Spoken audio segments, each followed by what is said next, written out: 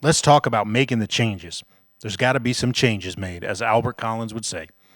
So, I'm going to tell you a little bit of my story about how I started to learn to play through changes and why I say through instead of over, and kind of, my story on how I started to arrive at the way that I play now, and how I connect chords together, because that's really the way I think about it. So, what does it mean playing through the changes? To me, that means creating a seamless story that goes through chords, plays the correct stuff over them, but also creates a bridge between them, connects the dots so that things flow melodically and make sense. Because we all should know at least one thing to play over every chord. That's playing over the changes, and that's really important. But you almost want that to be autopilot. That way it frees you up to think about where you're going, and you can that way tell a seamless story. So how did that start for me? Well, here's a little bit of my story. It's an amalgamation of the years of practice, of learning, of stealing, of, sitting down with heroes and friends and mentors, light bulb moments as a kid, light bulb moments as an adult, hanging out with Bruce Foreman, my favorite guitar player. All these moments kind of melded into help me arrive at where I'm at now, which is still a long way to go, but, this is the formula that's worked for me. And the absolute beginning of it was listening to Freddie Green play rhythm guitar. I was already a big-time blues guitar player. I loved it. I was living it. I played it all the time. And I started to want to, hear other things. And I was listening to Freddie Green play blues with the Count Basie Orchestra. If you don't know Freddie Green, he was the guitar player with Count Basie. And he invented a style of rhythm guitar where he plays quarter notes. It sounds like this.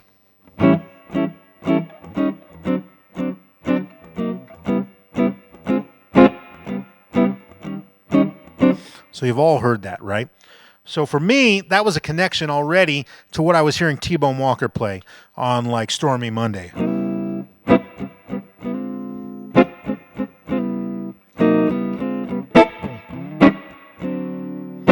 So I was already like drawn in because I understood, okay, he's playing these little half-step chromatic maneuvers to get from chord to chord.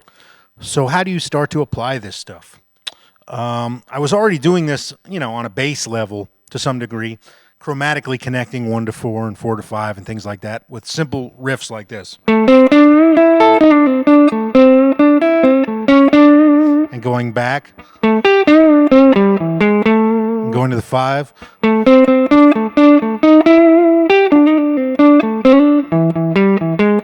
We've all played those kind of chromatic licks. Paul Butterfield, We've all played that song, heard those type of riffs, those type of sounds. So I needed to expand on that. So I started to try to fill in the pentatonic box with all of those chromatic notes.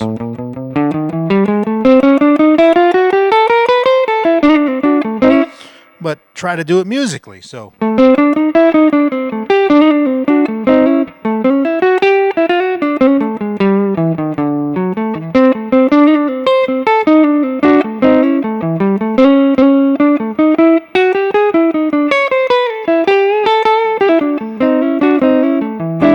then start to do it like trills. I would start to hear Charlie Parker and Dizzy Gillespie play stuff like.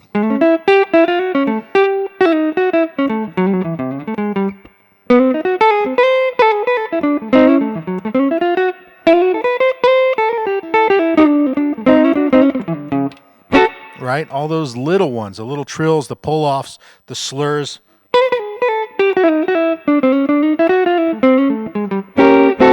Right? So those started to open up my eyes. Then I was sitting down with Bruce Foreman, and he said, man, that little E9 thing you play all the time, I mean, E flat to get to D9, to get to the 4, the typical blues rhythm guitar, play that.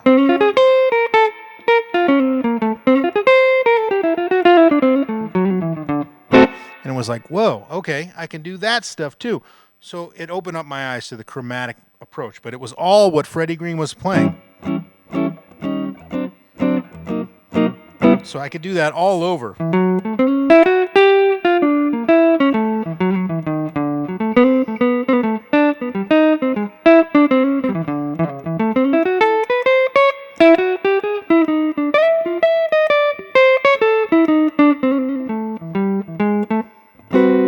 All chromatics right there, everything I played.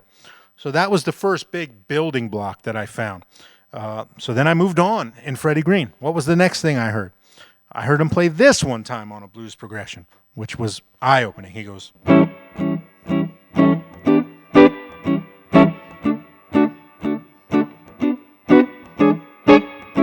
was like, whoa, what was that? He played E minor and A to lead to D. And why does that work? Well, E minor is not the 5, it's a minor 5. So, but wait a minute, it's the minor 2 of D. So he's like creating a modulation. He's playing a 2-5-1 turnaround. So he plays E minor and A, the 2 and the 5 of D. And basically it sounds like a landing spot. Listen.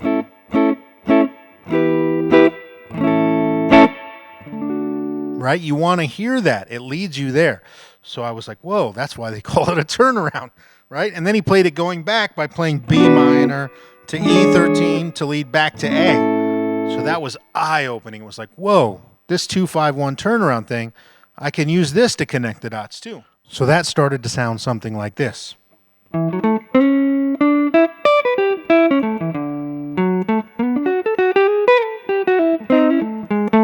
Right, so what's going on there? I'm playing that E minor, A to lead me to D, and then B minor, E to lead me to A. So it was like, wow, these create real like landing spots and resolutions within this blues that I'm already playing.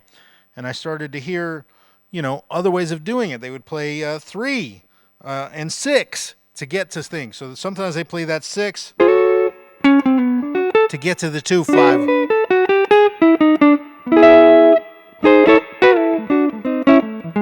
And then they put the 3, 6, 2, 5, 1. It was like, whoa, that was amazing. Then I started to hear them take these 2 5s and add other things to them, like chromaticism. So Freddie Green would play. And it was like, wait a minute, he's playing B minor, and then B flat major 7, and then A flat major 7. So I was like, wait, that's just chromaticism. I could play.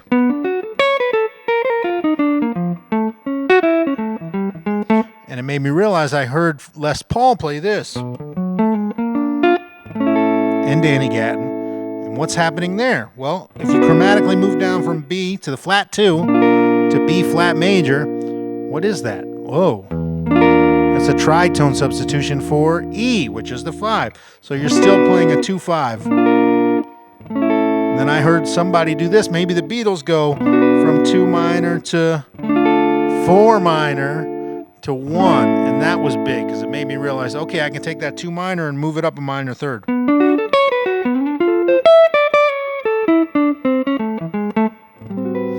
And then that 4 minor was really important. I started to hear that being used a lot. I listened to Ray Charles play a slow blues, and on the 4 he would go. And a saxophone player, Fathead Newman, would play.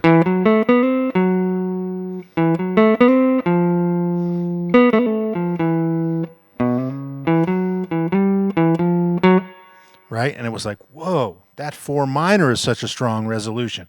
A lot like a 2-5-1. Can I use that in other places? So I started to superimpose the minor 4. So it was like going from the 1 to the 4. Instead of just going from 1, playing 2-5 to 4, I could play 1 to G minor to 4 to create another kind of a turnaround. great, right? I love it.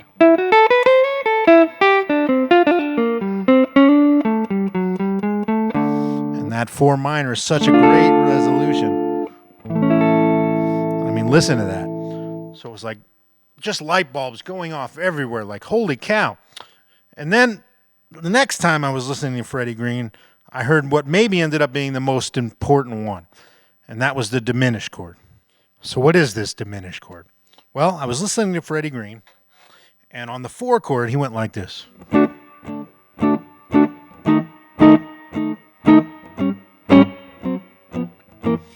I heard that sound, and I figured out that little 3-note grip, which isn't even the chord. It's really this, right? But good enough. And it was like this ominous sound, but again, it was creating tension. So I was a kid, and I went down to the music store where I would hang out, and I said to this friend of mine who worked there, "What's the deal with this chord?" And he told me it was called the diminished chord. And he said, "Oh, it's a useful tool." Like right there, he's using it as an actual chord in the song. But you hear how it's creating that tension? I was like, yeah, it's really ominous. And he's like, well, you can take that chord and play it a half step below any chord you're going to in any song in all of music. I said, wait a minute. Any song? He goes, any song. And again, just light bulbs, explosions. I said, show me, show me. So he went, okay. He went.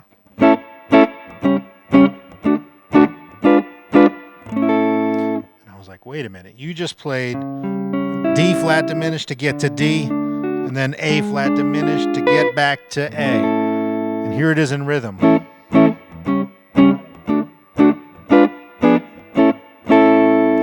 it was like, bam, explosion. I was like, I could do that anywhere? Yep. And he said, not only that, you can move that diminished chord around in minor thirds. I said, what do you mean? He goes, just move it around a fret and a half. A step and a half. Every time you move it, it's an inversion of the same chord. So you can use any one of them. I was like, holy cow. So a half step below whatever chord I'm going to, or a whole step above, or another minor third above that. It was like, whoa. That opens up the fretboard in this new way. So let's say I'm up here playing B.B. King. I can play this one here to lead me to the 4.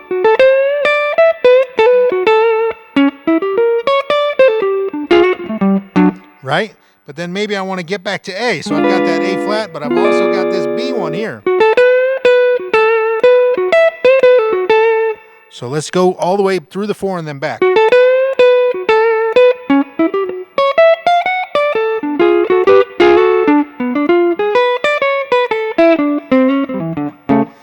Whoa, I can use this anywhere.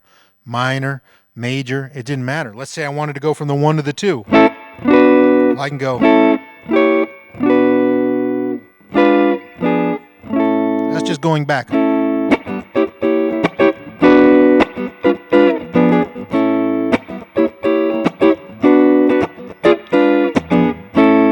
Whoa, that's on a 1-2 vamp.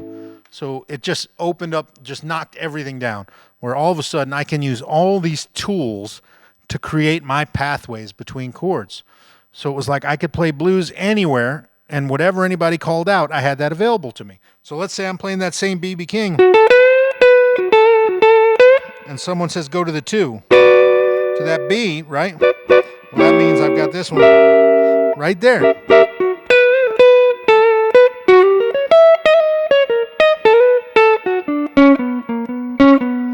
It's like it was anywhere if I'm here.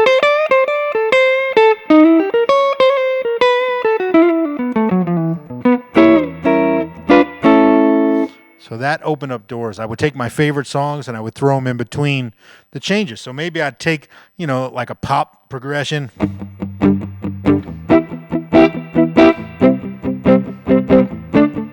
So that's 1, 6, 4, 5, and I go.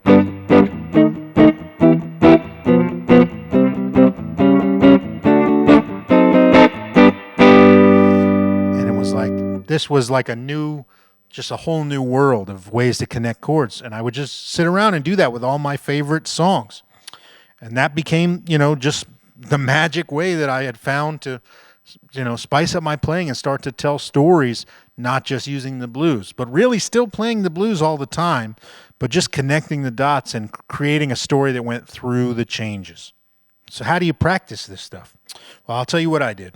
I took a piece of sheet paper and I'd write out changes. I'd write a few bars, or I'd write 12 bars, and I'd put chords in every bar. Sometimes I'd write in those chromatics. Sometimes I write in diminished chords. And then I'd write 3, 6, 2, 5s.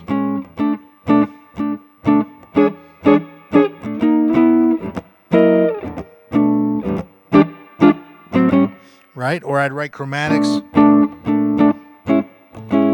I'd write 2 5s in between.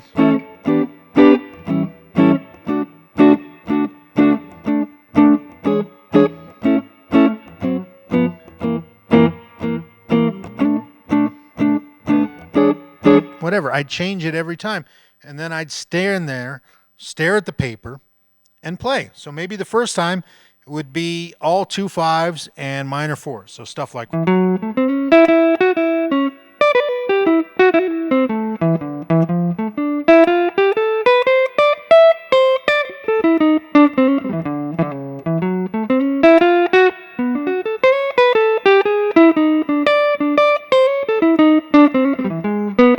Maybe the next time would be a lot more chromatic.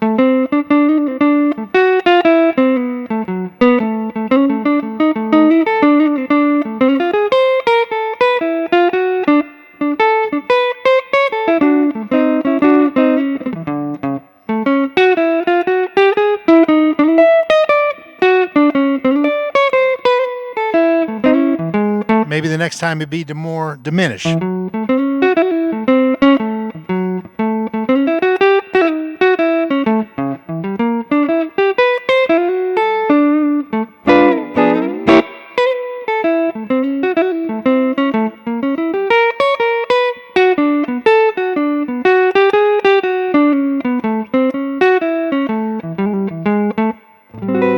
And I'd mix and match and practice. Then I'd take songs that weren't necessarily 1, 4, 5s. I'd just run together chords. So I'd take that pop progression from earlier, and I'd go from 1 to 6, and maybe I'd play a 2, and then diminish. Right? Or maybe I'd go diminish, and then I'd play a 2, 5. And I'd start to work that into my soloing.